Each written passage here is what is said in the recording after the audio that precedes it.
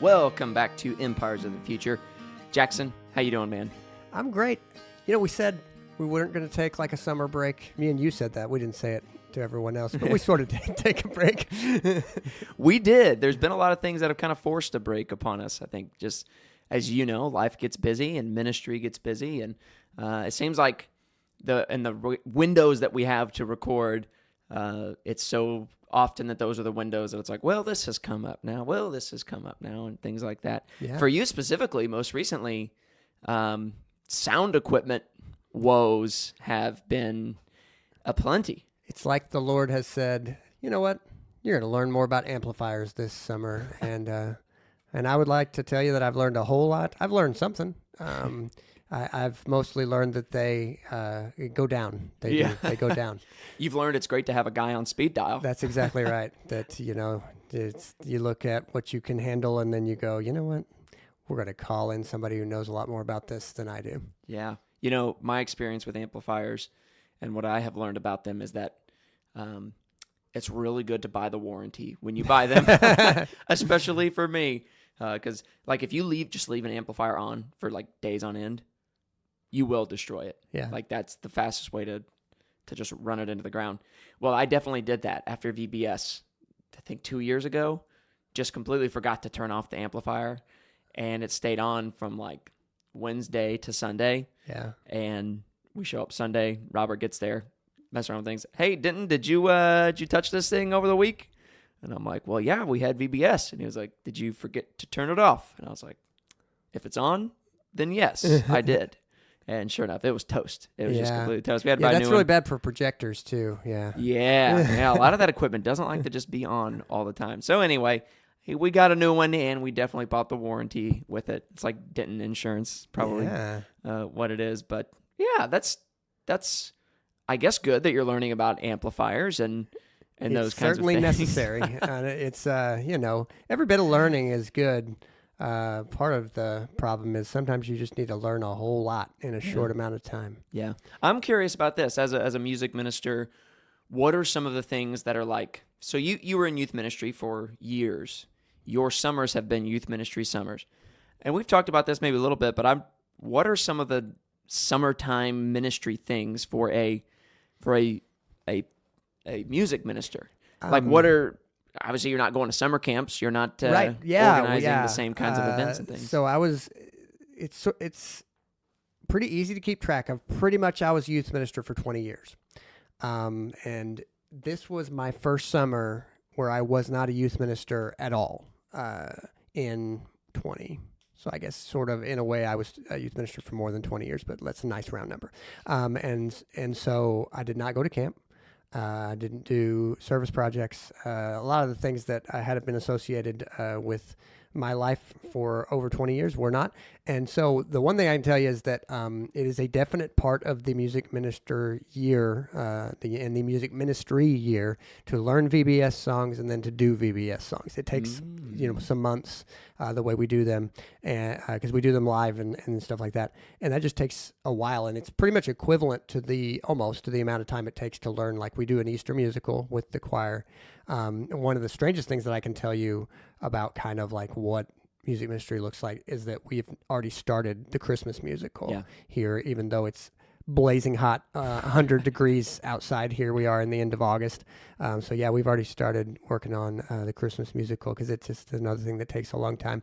And that is not my desire at all. Like I'm a keep Christmas music in its lane. And if you're wondering its lane, I will allow it after Thanksgiving. I don't want it until December. Like I think Christmas music needs to live there. So I'm not a part of the music ministry that I just love. But other than that, mostly summertime is a much more relaxed time in music ministry. Yeah, as opposed to student ministry. Well, that's good for you then, you know? Yeah, I was ready for it. Yeah. Ready for a different lifestyle. I bet your wife was ready for it also. Yeah. You know, because a busy summer for a youth pastor also means a busy summer for a youth pastor's wife. Busy and or just not getting able to see her husband as much. And so I'm sure she's happy to have you home. Yeah. So happy to pass that torch along to Jason.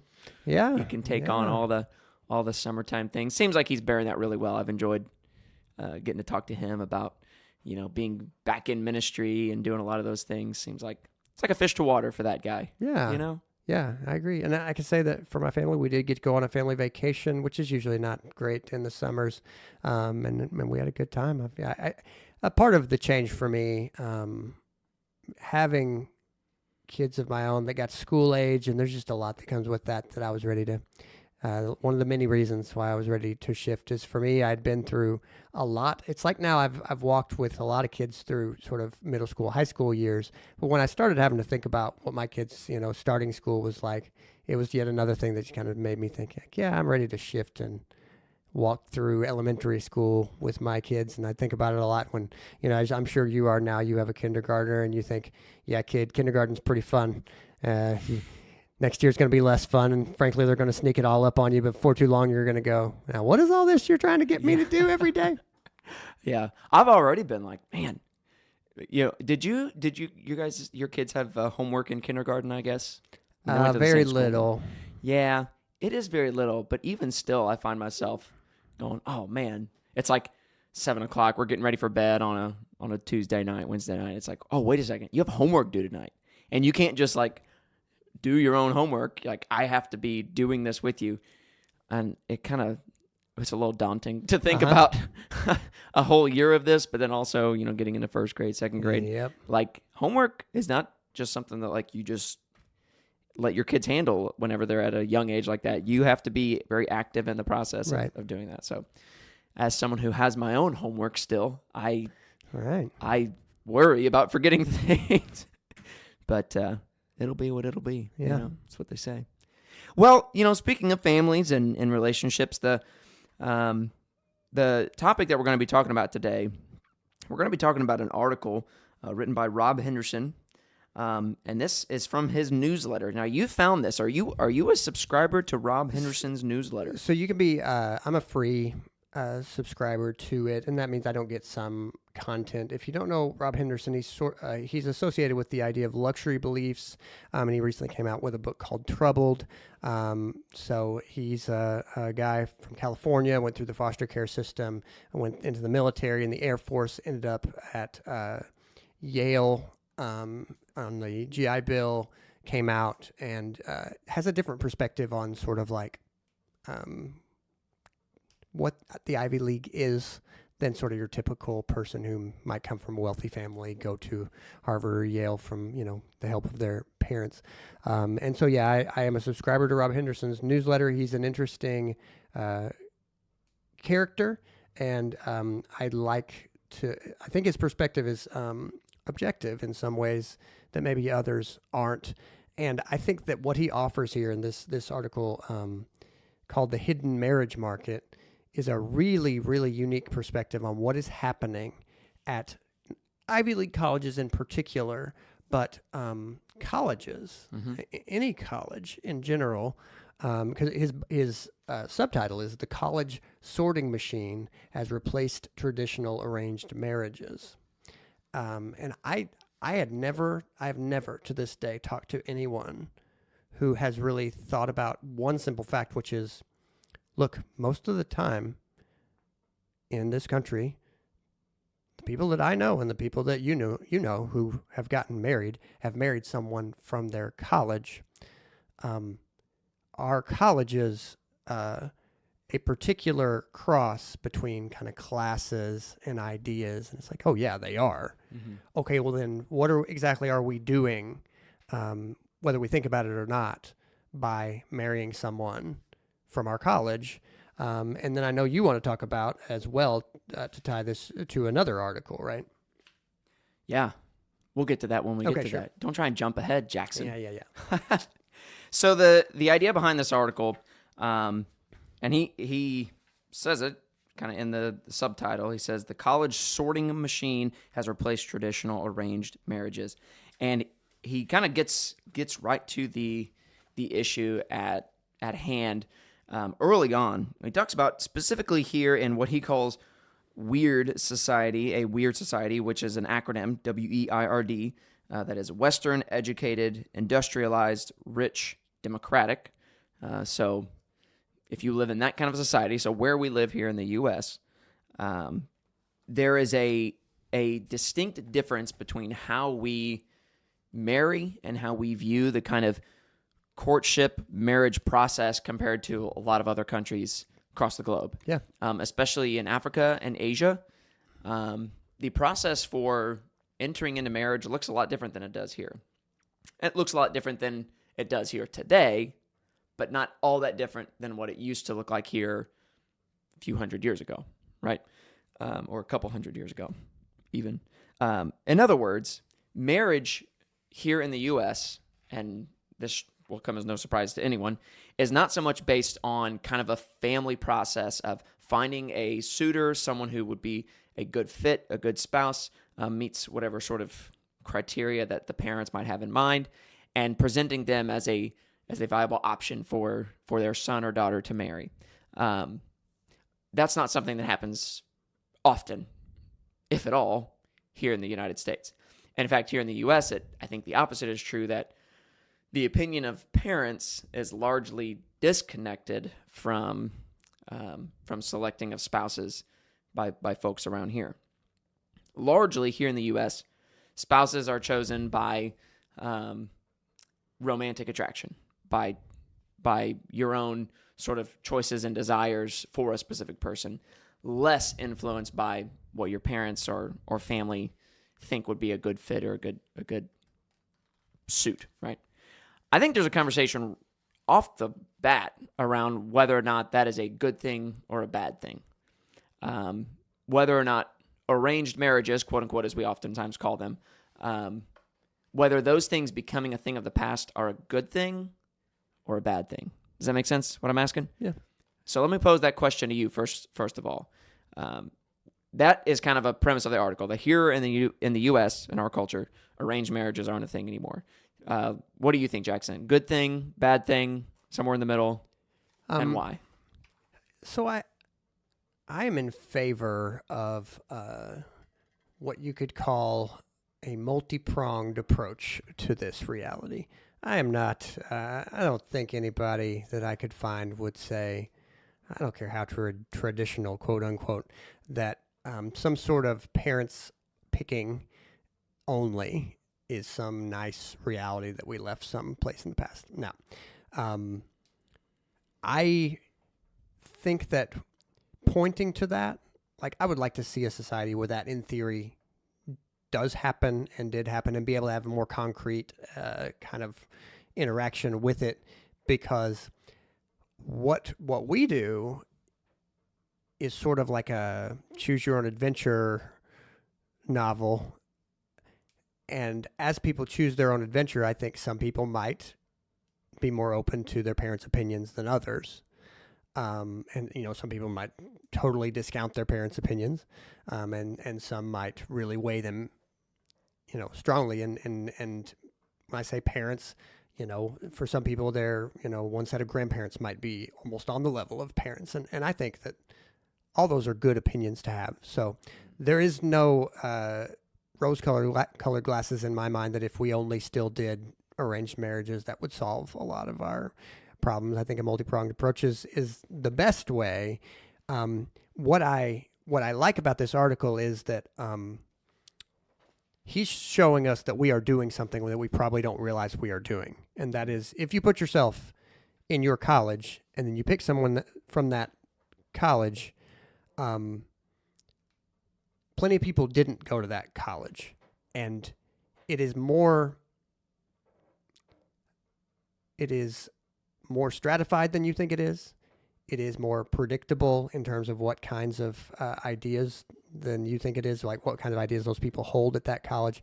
Because, look, I think I've mentioned in our recordings before that when as the first person from my family to graduate from college, I did not know what to make of the fact that around my junior year of high school, all these papers came in the mail, said, look, you're accepted to our college. You should come to our college. I was like, my goodness, I've never felt so wanted in my entire life. And then that all the way down to that when you finally do pick a college, they send you this letter like, congratulations, you've been accepted. And it's like, I didn't know there was ever a possibility that I'd be rejected. And the truth of the matter is most of the time there was not a possibility that you would have been rejected. But we're playing a game here. And I did not know the game at all when I started. And I could tell a bunch of stories about how I had to learn the game as I went and had some successes and some failures.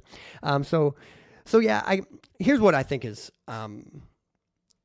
most important to say about the sort of traditional arranged marriages idea. I don't think it's healthy that we completely discount the opinion of parents, for instance. What do you think?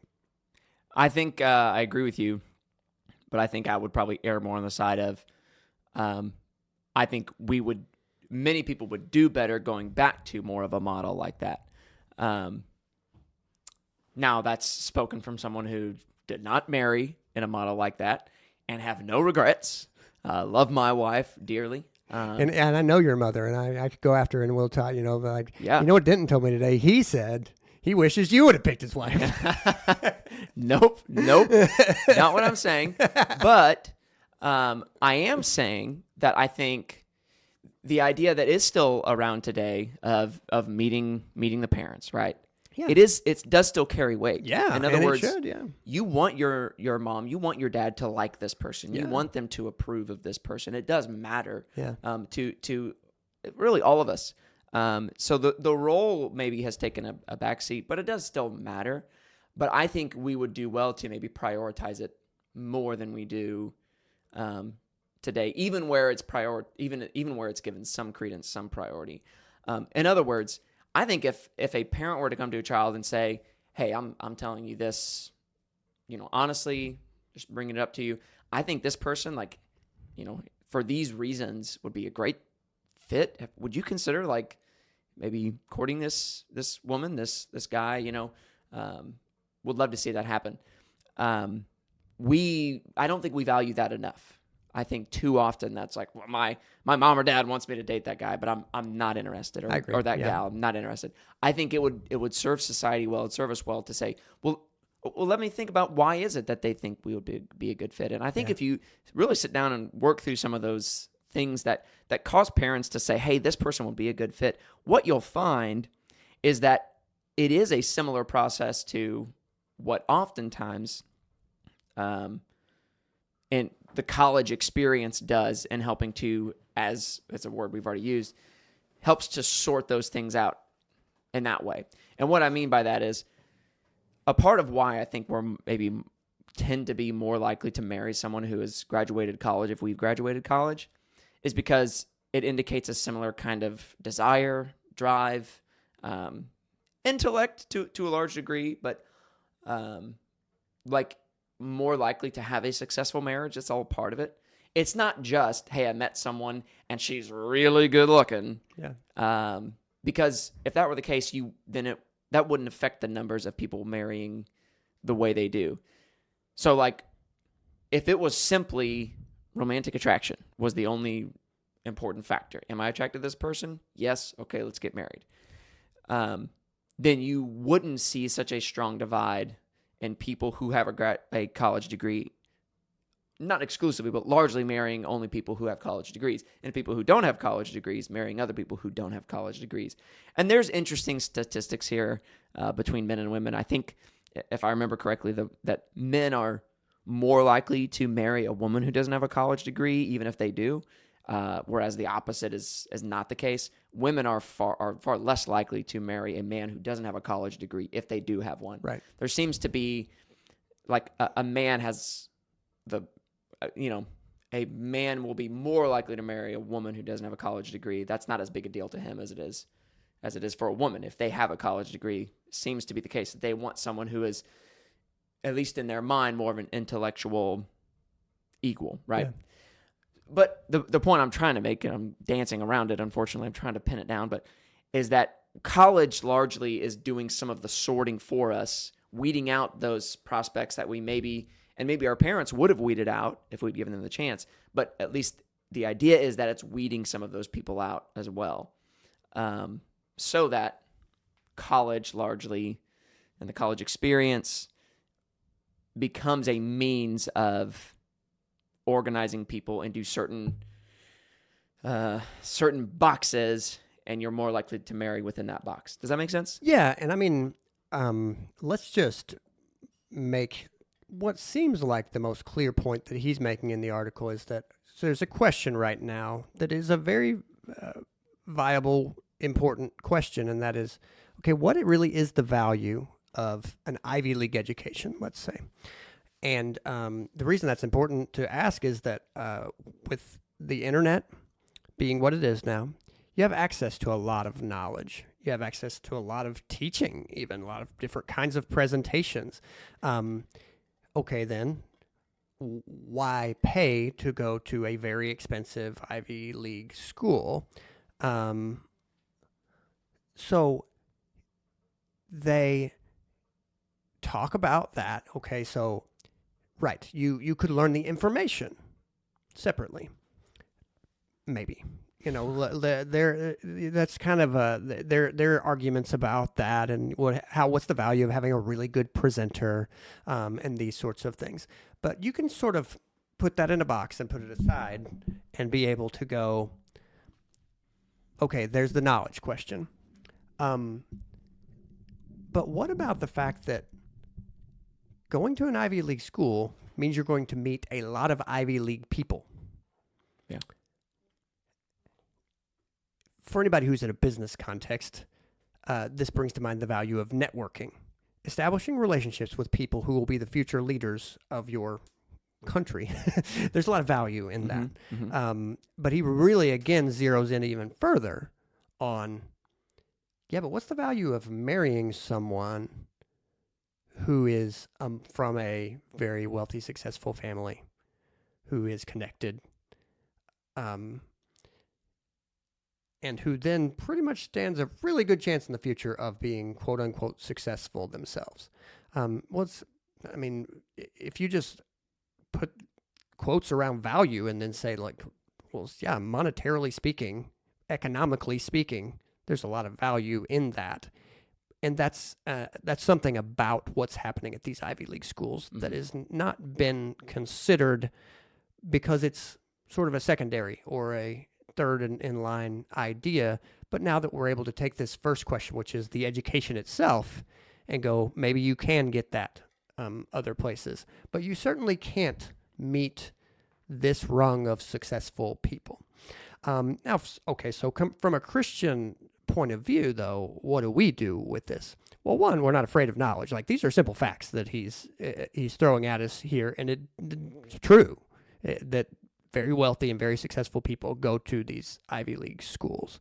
Now then, a question I really hope that we are asking here that I think is important for everyone is, how do you find, if you are single and you really feel like the Lord wants you to meet someone that you can marry, well, where do you find that person? Because I do know plenty of single people who have struggled with that, and most of those people will know the sorting that happens, say, around junior year of college, where a lot of people kind of started going, all right, whatever I've been thinking about freshman and sophomore year of college, I'm kind of getting through with this messing around phase, and I'm ready to start thinking seriously about the future. And then I've been around enough college-age folks to know that senior year is a serious time, especially the young ladies are a lot more cognizant of what seems to be going on. A lot of the guys are a little more freewheeling, sometimes that, to their regret, a little later. But that's a real thing that happens. Yeah, definitely. And I think a part of why maybe the guys are more freewheeling, like, it does get back a little bit to the same point I was mentioning earlier, and that is a guy is going to be more likely to be okay with marrying someone who doesn't have a college degree, even if he has one. Right. Whereas women are not, which means it means a couple things, really. It means for a guy, when he graduates college, in his mind, his potential marriage pool is not really very limited, even still. Like, he might not have as many eligible single women in his vicinity like when he's at college. But even still, like, wherever he finds himself at a workplace or in society, in a community, like, he's going to be more likely to be okay with whatever educational background the women there have. And add to that the fact that most men are willing to date younger women, so that means these men could keep dating the college women, but and it's just not as much practice generally that women date younger men. It's just less, and so that is more pressure. Yeah, the standards that women tend to have also help to constrict their pool. So in other words, get out of college, well, a lot of women are thinking, well, I have a college degree, I want to marry someone with a college degree. Maybe they're not thinking that consciously, but that seems to be the case. The studies show. Additionally, they're not going to be as inclined to marry a guy younger than them. They typically want someone who's more mature, meets them on a maturity level as well. When the men that they're kind of with in college and then getting out of college don't share those same standards, that also means that they're competing against other pools of candidates as far as women go who maybe are younger or don't have a college degree that the men aren't competing with in the same way. Right. So incidentally, we have known women who kind of got out of college and then dated and married a guy who was younger than them, and that's totally fine. That's a good thing. Yeah, to anybody who's hearing this, I think that is a very reasonable thing to do and something I've seen done to success. So I think that's a thing that we don't necessarily have to just follow the trend of. I would encourage you not to. I would say, don't marry just the first schmuck that comes along, but like, thankfully most women do not. Thankfully. But yeah, don't limit yourself because the guy maybe is younger than you. And maybe he does lack a little bit of the maturity that you have or the life experience, but don't let that overcomplicate things. Like, I think it's unfortunate for women whenever they limit themselves in such a way that it makes it really hard to find someone as they then begin to age out of college and onto the next phase. So yeah, don't do that. Men or women. The question you asked, though, I think, if I can get back to that, was like, as Christians, how do we think about this? I think, and thinking about where do we find people who are potential marriage partners? I think one of the answers is, rather than looking to a sorting machine like college, if you're done with that or not in college, opt out of college, whatever, there are other means of sorting potential candidates, especially if you're not going to turn to parents, which is not as common any longer. You turn to other things. And so really you have to think of a criteria for what sort of things am I looking for to help screen, if you will, potential marriage partners. And the priority that we are placing is not always correct. The priority shouldn't just be on physical attraction, shouldn't just be on even on intellect. It should also be on things like beliefs and practice and interests and those kinds of things, which go way beyond the levels of intellect or socioeconomics or things like that. You might already be sensing where I'm going, but I think if you're a Christian, you should probably be looking for a spouse within the church, whether that be within your local church. I think that's a great place, but also finding ways to get connected with people from other churches in your town, in your city, in your community. Putting yourself specifically in and around people who share many of the same values as you, letting go of whether or not they have a college degree like you do, or whether or not they're exactly the same age as you are, letting go of some of those things and saying what things matter most. And I would contend that while attraction does matter, and certainly age matters and maturity matters to a degree, what matters most is going to be faith, beliefs, values. Those are the things that are actually going to lead to a long and committed and lasting marriage, right? Yeah. And so as Christians, I think we should think in light of that. One thing I think is interesting to note, as we have moved away from, and this is a quote from the article, which I think is true. He says, in Western countries, upper middle class people have fooled themselves into thinking they have advanced beyond arranged matchmaking, and they haven't. Mm-hmm. And I think that's a good point. We do sometimes wrongly think, oh yeah, arranged marriages, that's a thing of the past, archaic. Yeah. That's no good. We've moved past that. It's kind of like, well, not really. For one thing, it's not as archaic or a bad thing as you might think it is.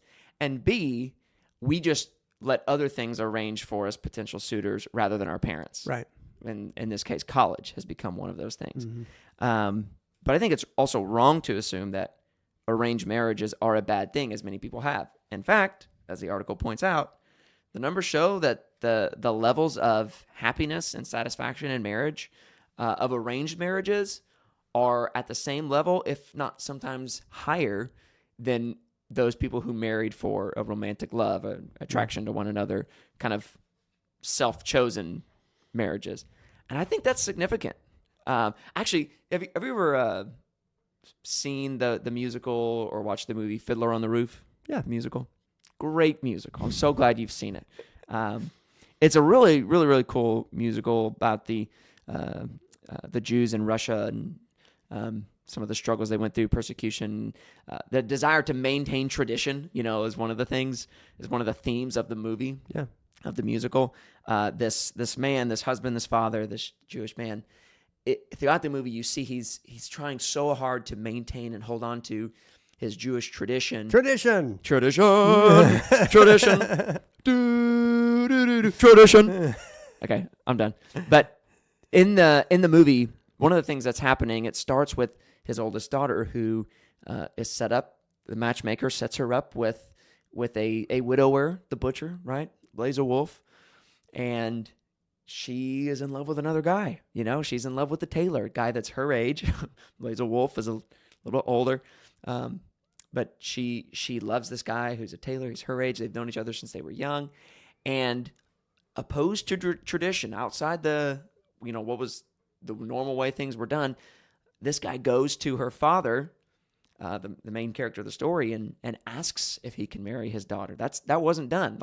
You're supposed to marry the person the matchmaker proposes, and so long as the parents agree, and then you marry that person, that's kind of given to you.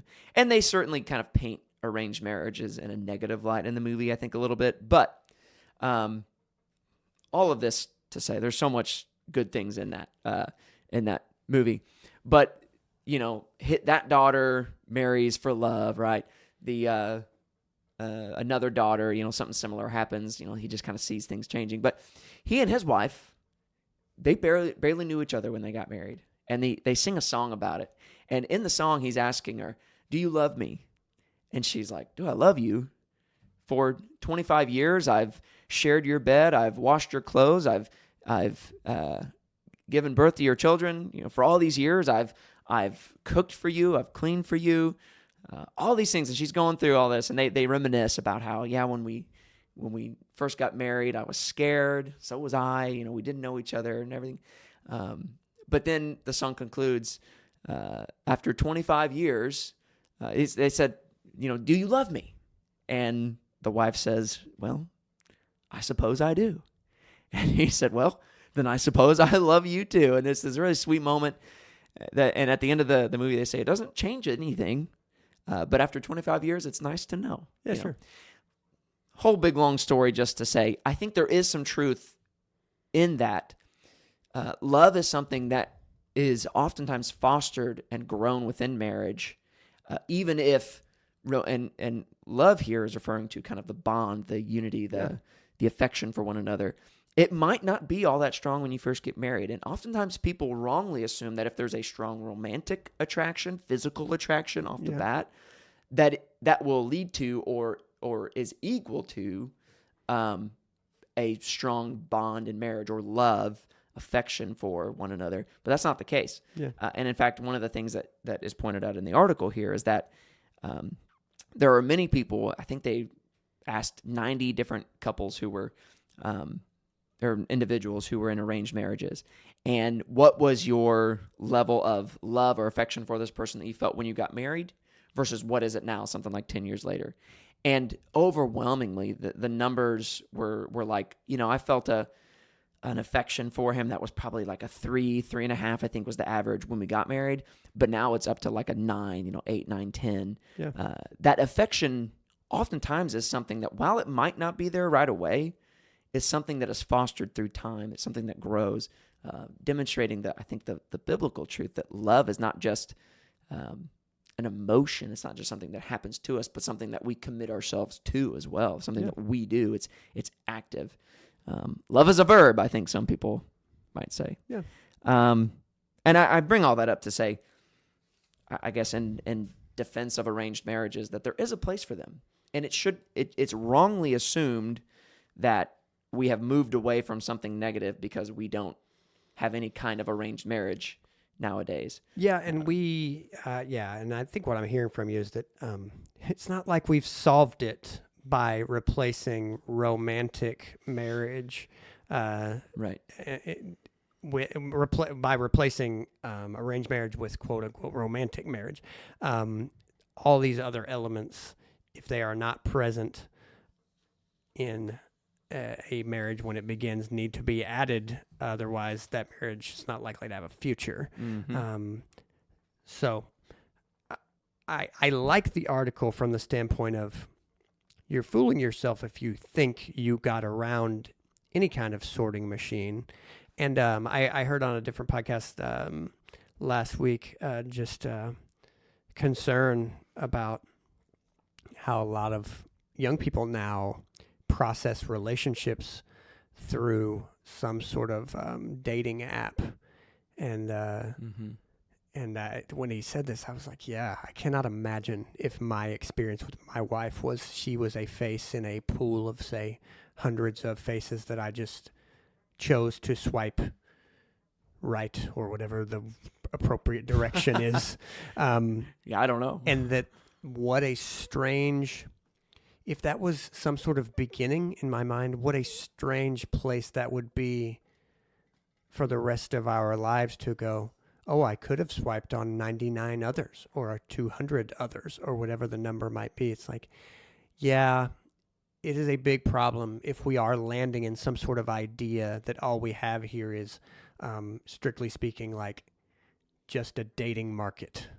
Yeah. No, I mean, this has got to be much more than some sort of consumer idea. Yeah. And we are, if there is one criticism that I think I can have, the number one criticism I have for today's sort of dating situation, marriage situation, it is that it is too often viewed as like a market, as a, well, there's just hundreds of people out there and, you know, all you've got to do is choose however you're thinking of that. Like, no, the best thing would be if you realized you were at the mercy of God Almighty, first of all, and much less all the greater forces that you are at the mercy of. But then we'll transition here, but I like to realize in one more way here how limited we are. We're very small little things. And the fact that any of us are able to make a commitment to a person that lasts is a sign of God's grace and mercy. We don't have that capacity in ourselves to make relationships that will just endure. And I'm going through premarital counseling with a couple right now, and a lot of what we've talked about so far is just, look, a marriage can stay together. It will not do it on its own steam. You can attach yourself to God Almighty, and as you grow closer to Him, you will grow closer to each other. But if you think you'll do this another way, many people think that, and many people fail because there are a lot of forces that would pull you apart. Yeah. And so without God's help, I mean, a part of the Christian revolution, a part of what Christianity has done that we should not take for granted is it has a blueprint in Christianity for how relationships can be preserved, protected, cared for. It's always work, as we say, but the idea of forgiveness and the idea of that God forgives sins, we often come into a marriage thinking, well, I can forgive shortcomings. It's like, yeah, listen, God forgives sins. And what He's bringing you into is a very serious situation where He says, by the way, if you can't forgive a brother or a sister, remember that I forgave you. And if you can't forgive your brother or sister, I don't forgive your sins either. The bold statements in the New Testament and the Gospels in particular that refer to that are there specifically because our hard hearts can be so hard towards others who have sinned against us. And God knows that. And we need to be reminded of the kind of God we're dealing with. And one of the most shocking things that I cannot get over is that section of Ephesians 5 where he talks about, I'm going to go to great lengths to teach you about Christ and the church and what it took for Christ to establish a relationship with his church. And the length that I'm going to go to is I'm going to teach you through one institution, marriage, that there is such a thing as Christ in a church, an enduring relationship that one person lays down his life, not just once and for all, but daily, and that then another person should respond to and say, I see that you are laying down your life, and so I trust you, and I respect who you are, and that is then, God invented marriage in order to teach us about Christ in the church. Right. It's overwhelming and amazing, and especially important to talk about when we are living in a very strange time where a lot of what modern American culture is saying is, can't marriage be almost anything we can come up with? And the Christian answer is no, not at all. Yeah. I mean, it is, no, marriage is God's idea, and it's one of the most important ideas that we have in the scriptures. Yeah. And so, no, it certainly cannot be just anything. We cannot just alter it and it have any power by our human altering of it. Yeah, I agree. I think what you're saying is that marriage matters significantly to the Lord, and it should matter significantly to us, and we can't reduce it down to simple algorithms, right? A lot of what you were saying, like a dating site will do. And one of the things I think, when you think about what a dating site does, is what it, I think, is an attempt to do, and the way I think about it, is what arranged marriages are. Like it's an attempt to kind of screen out, help select people who meet certain criteria, to give you potential candidates for a dating relationship or marriage. Only it's doing that without life experience, without the personal relationships, and without the love and affection for you that a parent has. It's all those things that are missing from a dating app that are present in your parents, right? Which makes that really, really valuable. One of the things he says, and it's shifting gears a little bit, I think, but in the article, he's talking about the 4-year college degree, and I think this is an interesting statement. He says, the traditional 4-year college degree is not just a labor market credential, it's a consumption good for families and graduates that doubles as a social class signifier. The attributes that predict educational success also predict marital stability. That's a really interesting statement, that he describes college as not just a labor market credential, which it is, right? You can go into places and jobs and workforces with a college degree that are kind of barred for anyone without a college degree. But it's more than that. It's also a consumption good for families and graduates that essentially signifies class. Makes you, it almost becomes like a badge that you can wear, right? When looking for potential, not just jobs, but also marriage partners, right? Yeah. A really interesting role that I think the college degree has taken on in our society today, in that it is not simply the way it was, which is an opportunity to learn, right? Whatever the thing might be, like a way to increase learning and education. That's not really what college is anymore. Like, at least not in my experience. When I think about my time at USI, if you were to ask the people at USI, why are you here? No one was going around saying, well, I'm here to learn. Mm-hmm. I just want to learn more. I want to know more. I want to be educated on the world. No. 99% of the people you ask, what are you doing here? They'll say, well, I want to get a good job. And sometimes they have a specific job in mind. Other times they just want to broaden their ability to get a job because, like it or not, that college and the college system, university system, is to a large degree kind of a gatekeeper to many career paths in our society today, even still. Now, not all of them, and I think there's a whole conversation that needs to be had around the importance of trades and tradesmen and going into trades. That's another podcast. But I don't think that the 4-year college degree is anything like what it used to be or what it originally was intended to be. When you go to college, honestly, this is the way I thought about my 4-year college degree as well, is I saw it as I'm making this payment of both time and money and energy in order to open up possibilities that I want to go to next. In other words, for me, it was grad school. I wanted to go to seminary. Yeah. Well, I knew that in order to get into seminary, I needed an undergrad. And so I finished a 4-year degree so that I could get into seminary. That was really the reason for me. Now, that doesn't mean I wasn't helped. I haven't been helped in my life, in my ministry, in my professional career from what I learned in my communication studies degree. But I did not go into that degree thinking I'm going to get 4 years of quality education and learning, and I'm going to come out a more learned and educated and intellectual person. That's my goal. That was not my goal. My goal was beyond college, right? And I think that's most people. I think their purpose in getting that 4-year degree is not specifically for that education, but for what comes afterwards. Yeah. It's a gatekeeper more than anything else. Mm. And in addition to being a gatekeeper and not so much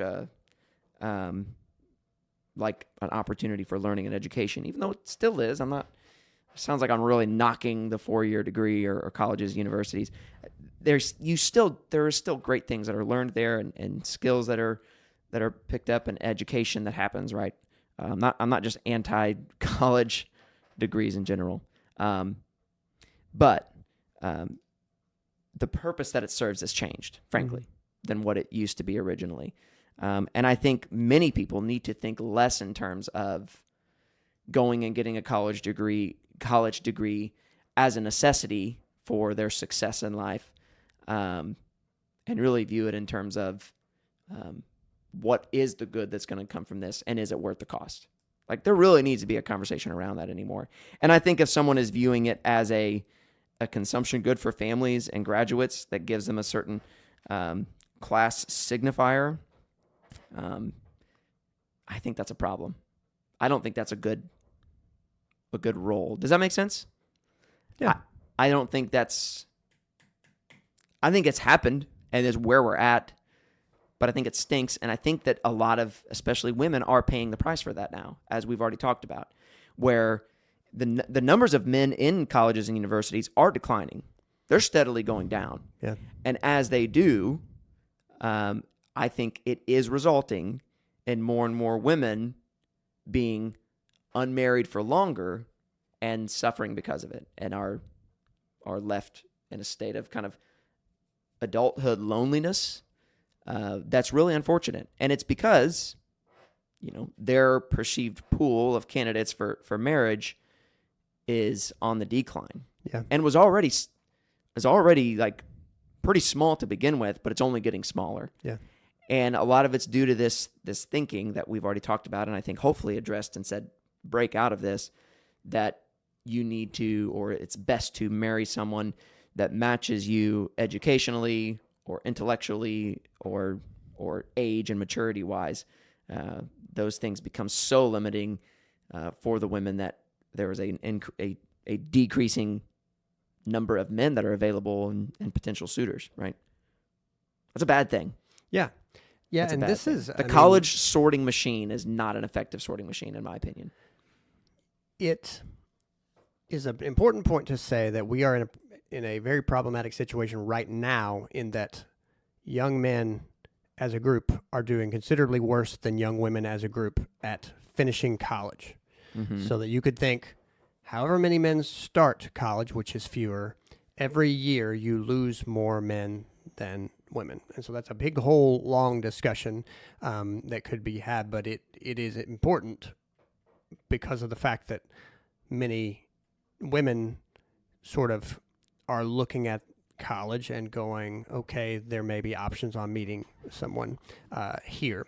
As we do shift towards in short, the other article that we want to reference today, I do want to encourage anyone who is single and wanting to meet people that one of the things I've seen that's gone well for people is being involved in various Bible studies for, say, college and career age people or other adult Bible studies in various churches, so that there is nothing about that is sort of a you're not a traitor to your church if you are also involved in a Bible study at another church.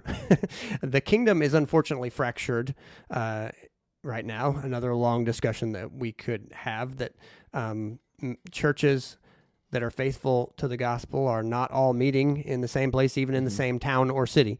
And so there are many other single people who are, who have prayed and asked God, am I supposed to remain single? And the answer that they've really seemed to find is no, but they still are. And so going to other Bible studies, I think, is a good idea. Now, wherever you are and wherever you're hearing this, my encouragement to you is wherever single Christian people hang out, please go and be there. Do not, I'm sure we've referenced this in the past, but do not kind of live under the idea that, well, I'll just pray that God would bring someone along and I won't go and be where people are. No, you need to go. Like, if you wanted a job, you should go apply for jobs. The equivalent in this regard is to go where single Christian people are. Yeah. If you're not doing that, you need to be asking real hard questions about why you're not doing that. Because whatever you're going to say theologically, I can just tell you, I disagree with you. Like, go and be where the people are. And I believe very much in the sovereignty of God. Especially the Christian people. So I very much believe in the sovereignty of God. The way God's sovereignty works in my experiences, you just need to do the things that open the doors. And God, look, if you go and do those things and God doesn't open the doors, well, then you can know that God didn't want you to meet people. But by sitting by yourself, that's not going to get you there either.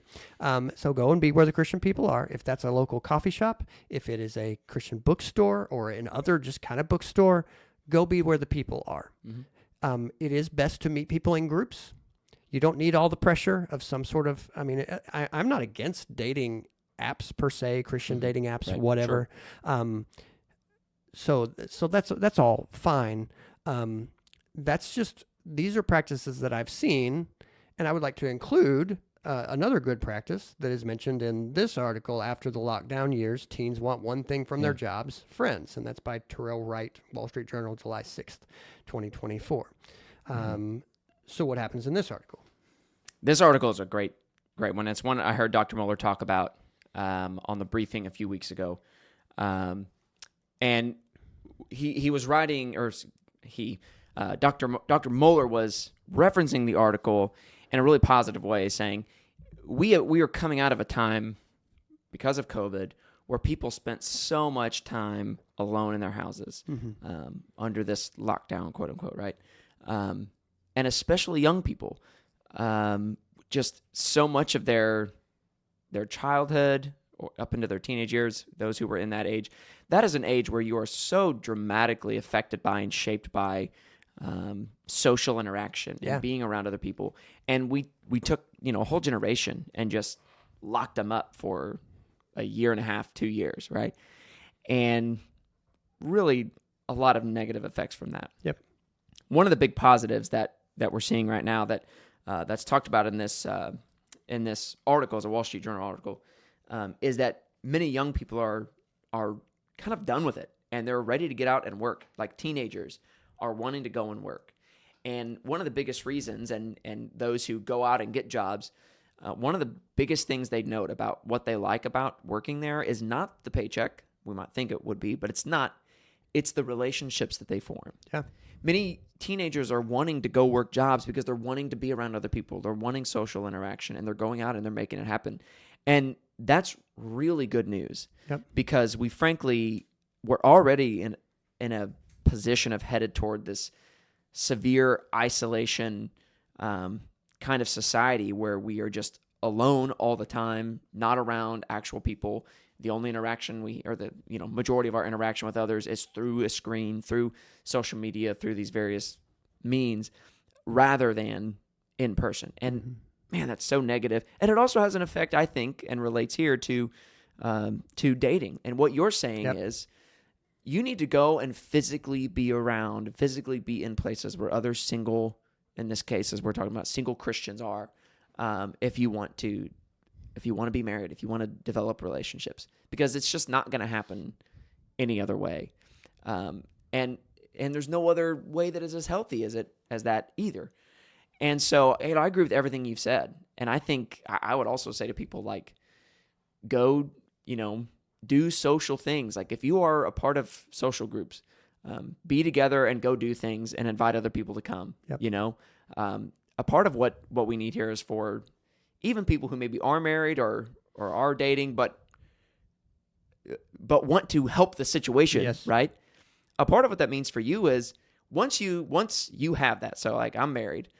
It is not a healthy thing for society for me to say, well, I've already got it, so I'm not going to contribute to anyone else getting it. Right. Yeah. It's good for all of us to say, hey, let's get together. Let's do things. Let's get out. And that's a great point. If you are in a church and you have a small group where you kind of have a married couple small group, if you are able as a group, bring single people in, make that a community where single people feel welcome. I've seen this happen in churches where it's like, well, ours is for kind of married people. It's like, well, listen, believe me, the wisest course of action is not in your church to just be like, we have a singles ministry that is like a pressure cooker where if you're single, we stick you in there and you just got to sort it out. It's like, that's not. Yeah, I don't like that. There's a reason why the easiest way for this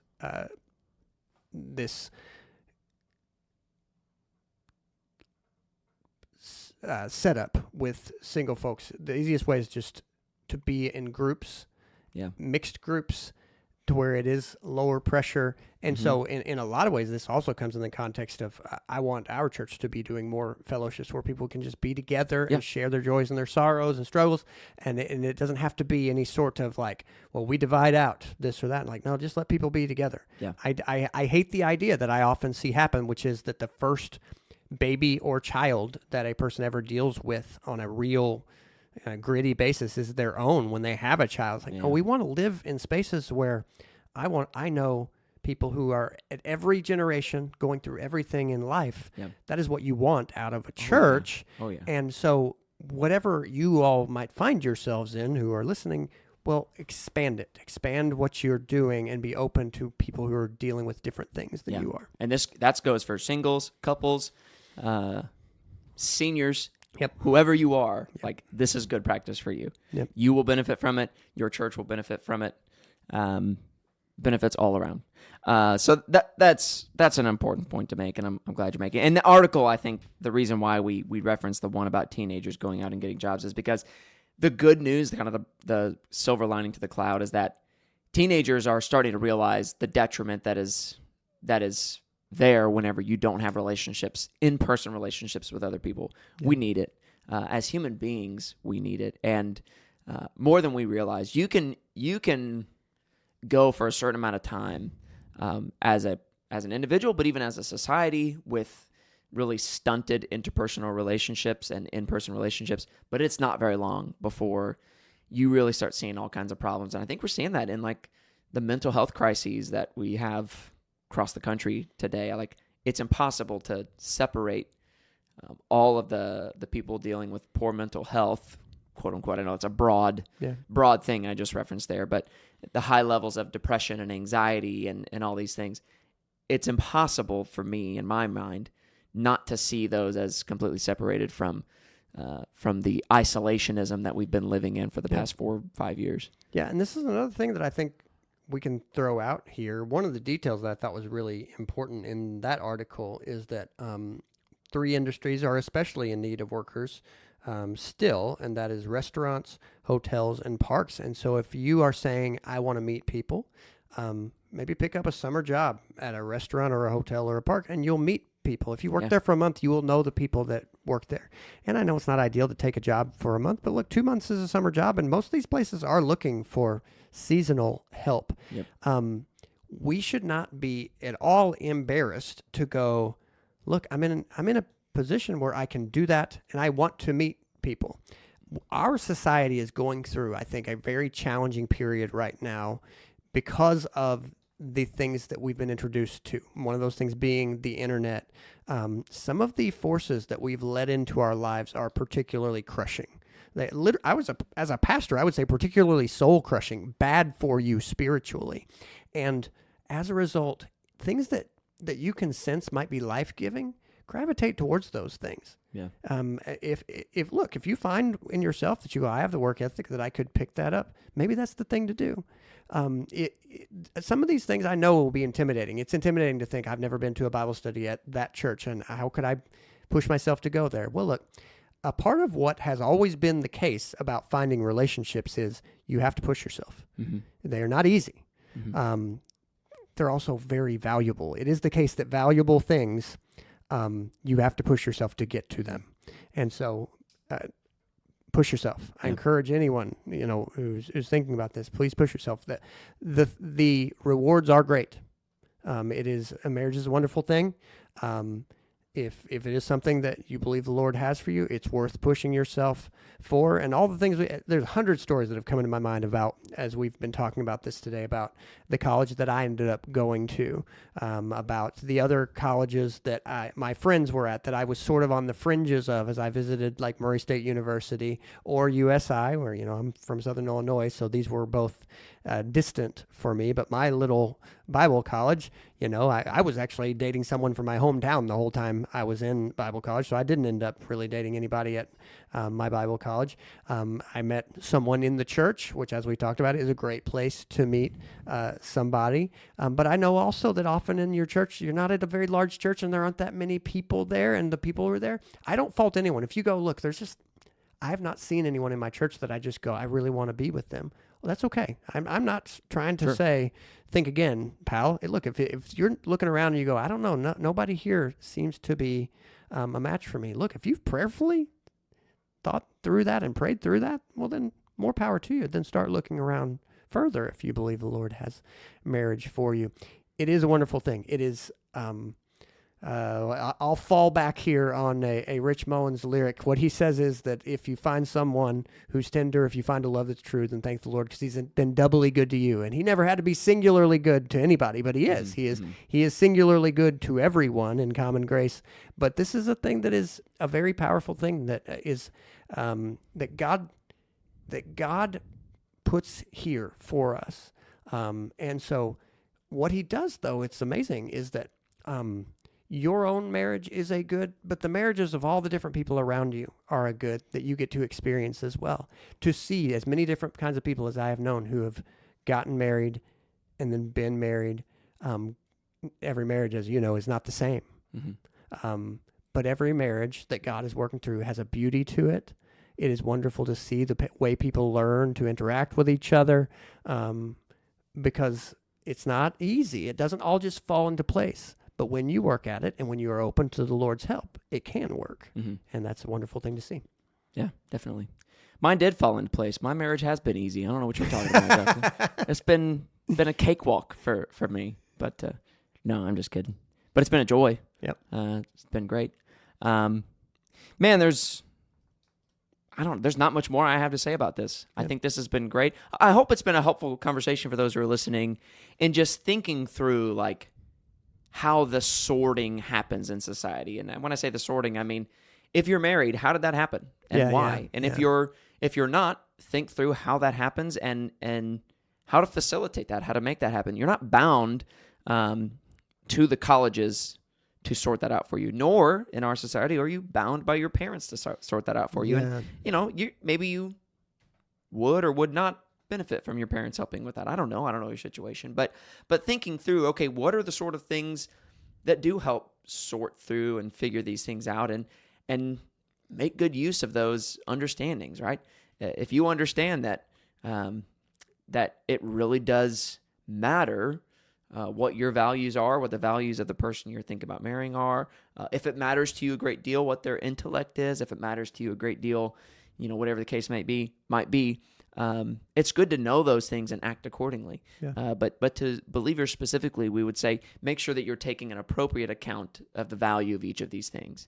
That the value of whether or not a person has a college degree comes in far below whether or not that person loves the Lord. Yeah. For example, whether or not a person meets you on an age level or even maybe an attractiveness level to a certain degree, that is less important as whether or not they are spiritually mature, whether or not they are faithful to the local church. Like, there's so many things that we would encourage you take account of these things, not just physical attractiveness. That plays a role. That's important. We wouldn't discount that, but to know that physical attractiveness has to and should go with other things as you're considering your criteria for potential spouses.